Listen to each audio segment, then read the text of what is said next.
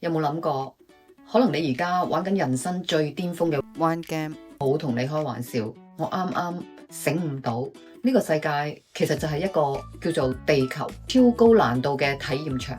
我哋一出場就自動 reset 咗記憶，落咗喺困難模式，完全唔記得咗咩叫做前世靈魂，更加唔記得咗自己其實係邊個，淨係識得用呢一副 body 學嘢，感受痛苦同埋快樂，喺呢個雙重對立世界成長。但係其實玩得叻唔係要走出呢個 game，而係清醒咁覺知玩到最燦爛。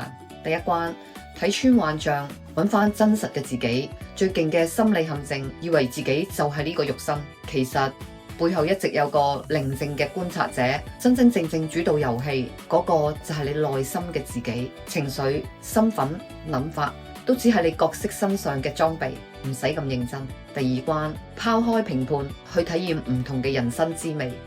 地球最巴閉嘅 setting 叫做二元對立，開心對立唔開心，成功對立失敗。我哋唔使係咁纏住要贏或者避開輸，每次失敗低潮都好珍貴，一樣會有反饋有得着。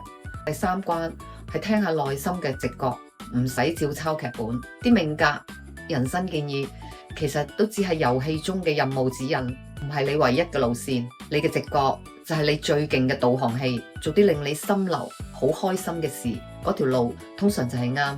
第四關能量先係底層嘅貨幣。金錢、時間、人物都重要，但係最關鍵嘅真係你嘅能量有幾高。恐懼、抱怨只係會拖住你，感恩、快樂、善良係會加速提升狀態。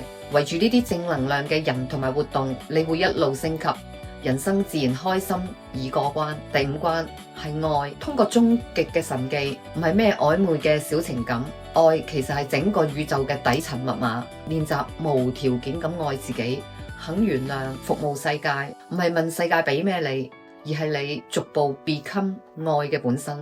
所有內心嘅缺乏衝突就會瓦解。第六關，人生並冇所謂嘅終點，每個當下都值得全情投入。其實所謂嘅通關都係遊戲嘅一部分，唔使太上心去追到一個完美結局。最精彩嘅係你活過、感受過、體驗過晒，咁就值得啦。